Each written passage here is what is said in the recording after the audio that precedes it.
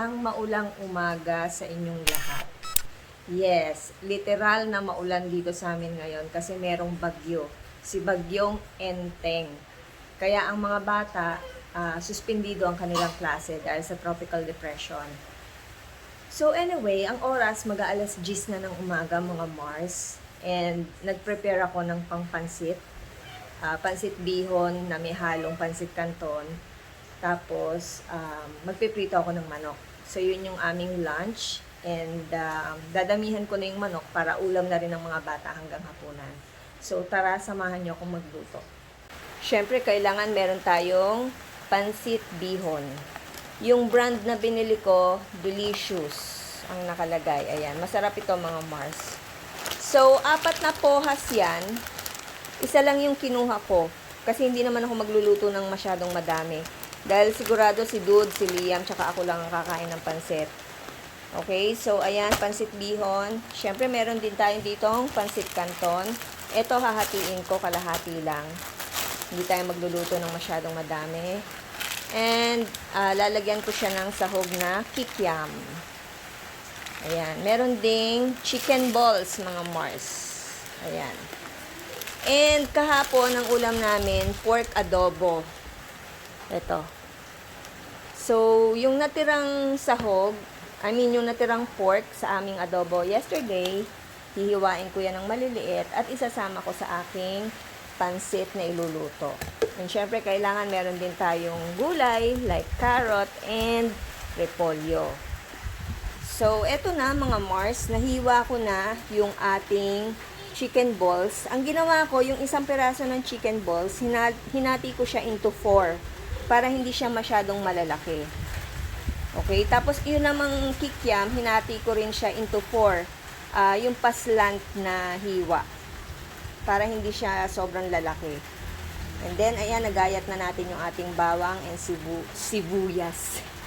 Sibuyas. So, ito yung ating ipipritong manok para sa mga bata. Tanghalian at hapunan na nila yan. 12 pieces.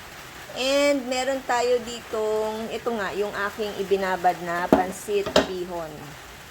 Ako mga Mars, binababad ko siya kasi pag isinama mo kaagad dun sa sabaw ng iyong pansit, parang matagal bago siya maluto. Baka masipsip na yung tubig, hindi pa luto yung pinakabihon. So anyway, magluluto na si Madam Inkay. Ayan, nagpapainit na tayo ng mantika, mga Mars. So, ito nga pala yung ating gagamitin or ilalagay na mga pampalasa. Meron ako ditong Knorr Shrimp Cube. Lalagyan natin yan ng 1 piraso. And then, syempre, titimplahan natin ng paminta at ng toyo. Ayan, yung gamit ko ay Coconut Brand Premium Soy Sauce. Tapos, lalagyan ko lang siya ng konting-konting garlic powder. Ayan. So, mainit na yung ating kawali. Pwede na tayong maggisa. Okay. Maggisa na tayo mga Mars. Unahin natin yung bawang.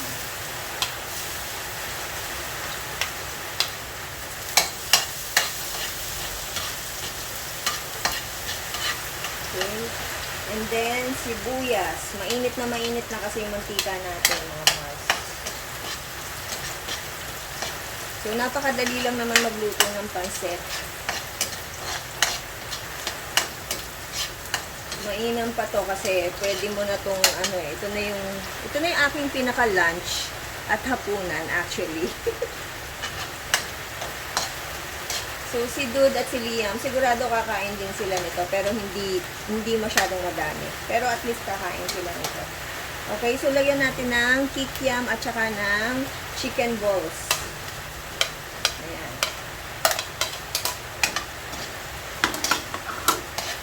Siyempre, ihuhuli natin yung gulay. Kasi ang gulay naman, madaling maluto. And yung ating carrot, maninipis yung aking hiwa. So, ayan. Gisa-gisa lang yan, mga Mars. Diba? Napakadali lang. So, pagka napansin niyo na medyo nag-golden brown na yung inyong kikiam at saka chicken balls, yun na yung signal na pwede nyo nang isunod yung ilalagay ninyo.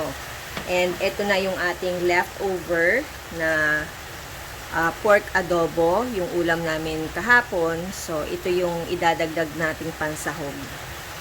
Hiniwa-hiwa ko lang siya ng maliliit. Ayan. So, dapat mga Mars, mapamaraan tayo and huwag tayong nag-aaksaya ng pagkain. Kung kaya natin i-recycle at hindi naman panis, di ba? Ihalo natin sa iba nating putahe.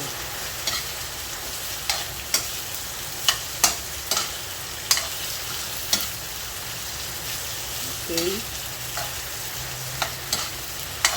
So, lagyan natin ng isang kutsara ng toyo. Hinaan ko muna yung apoy. Ayan, mga isang kutsara ng toyo. Tatansyahin nyo lang mga Mars. Ayoko nung masyadong matoyo yung yung pansit. Gusto ko yung parang medyo maputla lang yung kulay niya.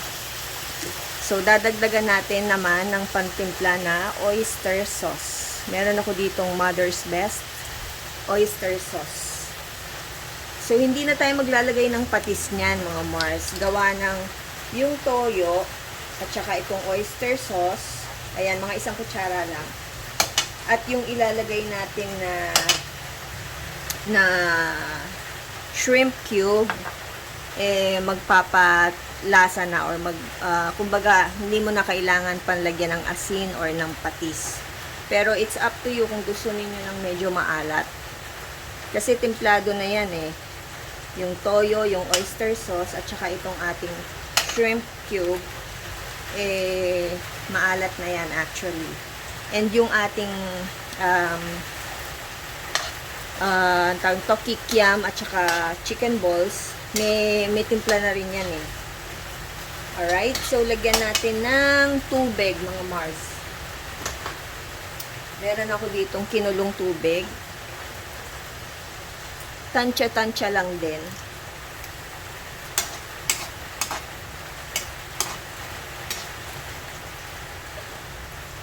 Okay.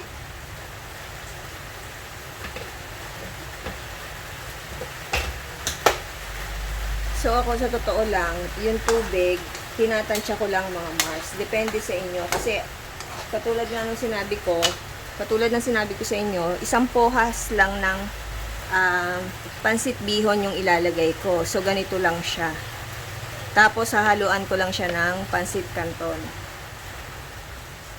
Kaya, hindi dapat marami kasi, yung tubig, pag masyado mong dinamihan, magiging malabsa yung pansit.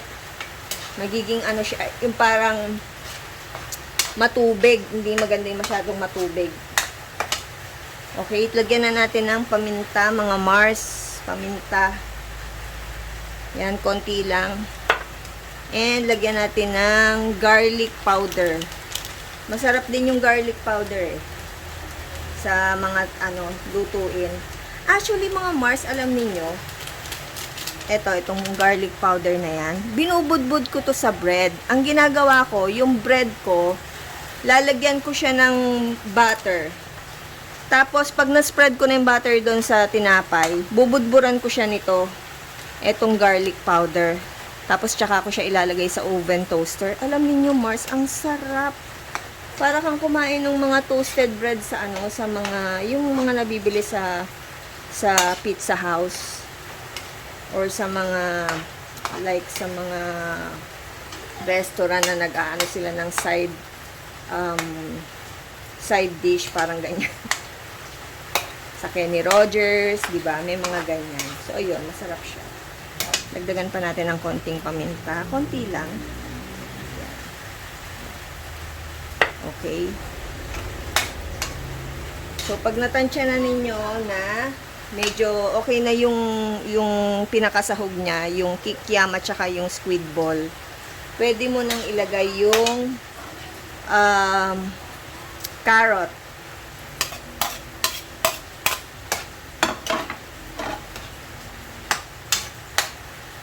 O diba? Ang konti lang ng pansit pero ang daming sahog. Jam pack sa sahog mga Mars.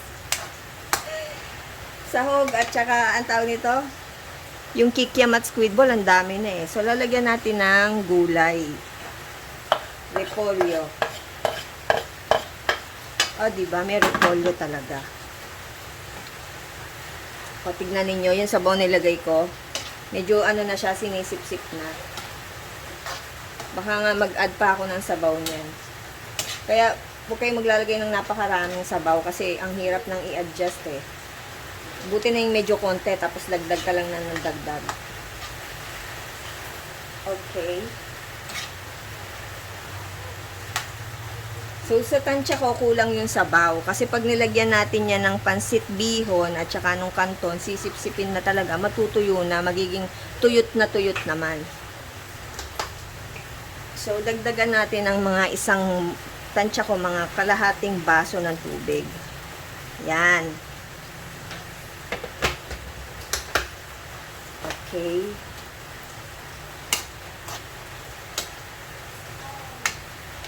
Okay, alright. Pwede na nating ilagay yung ating pansit bihon. Ito. Konti lang, di ba? Kasi nga, isang pohas lang yung nilagay ko. I mean, yung binabad ko. Okay, halo-halo lang. I-mekos-mekos lang mga Mars. And then, pwede na nating isunod yung ating pansit canton.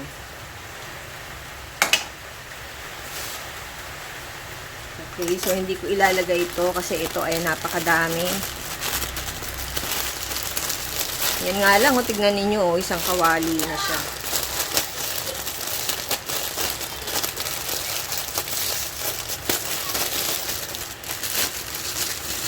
So, ilagyan natin ang pansit canton. Kalahati lang nito para hindi sobrang dami.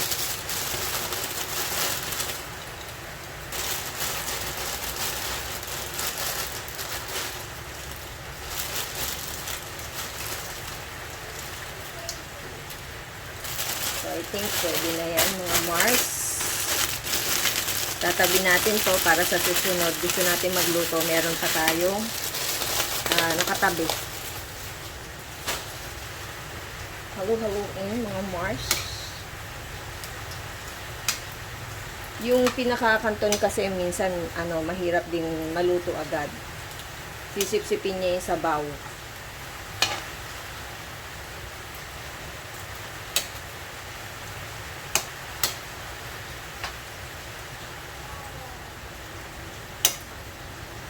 Yan, halu-haluin lang.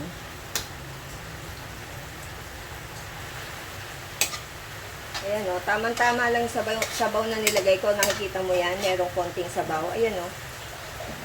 So, hanggang sa matuyo yan, tamang-tama, luto na yung pinakakanton. Hindi na siya matigas. Makikita mo naman yung kanton pagka hilaw pa. Hindi siya mabaluktot. O, ayan o, luto na o, malambot na.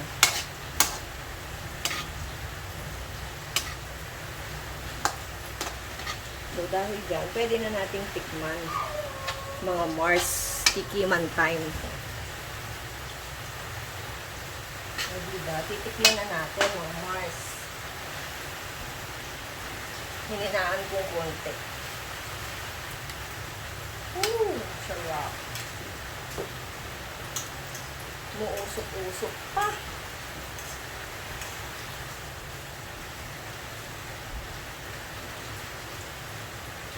Naamoy ko yung aroma ng kasi di ba nilagyan ko siya ng Knorr shrimp cube.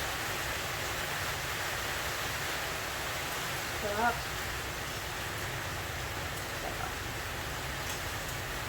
Ang galing kong tumansya, hindi siya maalat, tama-tama lang. May squid ball at chicken balls.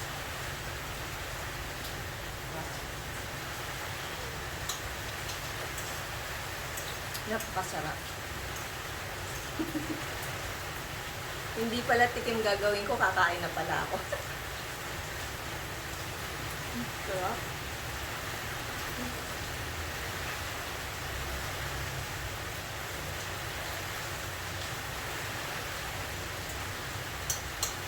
Okay.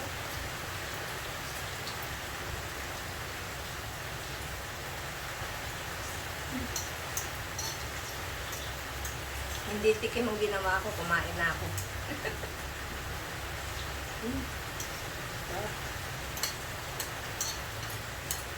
Wala lang akong kalamansi.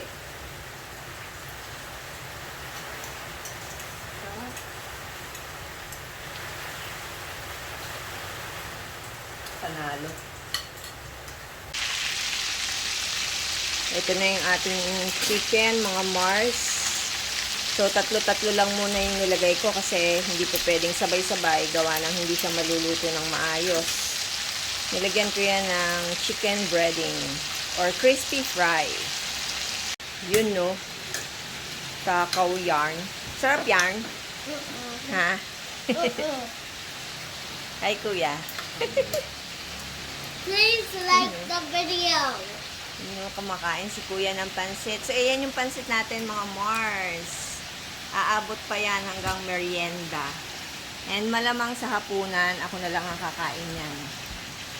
Pero si Dude kumain. Si Liam din kumain kanina ng konti. Ang lakas ng hangin, mga Mars. Iba si Bagyong Enteng. Hangin, malakas, tapos may kasamang ulan, tapos minsan mawawala, tapos uulan. Alam mo yun? Naku, pagka ganyan ang panahon talagang hanggang maghapon, sigurado babaha dito sa area namin. Kasi ano na to parang catch basin siya. Pero actually hindi naman talaga bumabaha dito sa area namin dati. Ewan ko ba kung ano nangyari. Grabe mga Mars. Pero yung bagyong Karina, yun talaga, ulan talaga, yung puro ulan talaga yun. Tsaka ang bilis tumaas ng tubig nun. Pero buti na lang itong flooring ng bahay, mataas. Awa ng Diyos, hindi naman inaabot.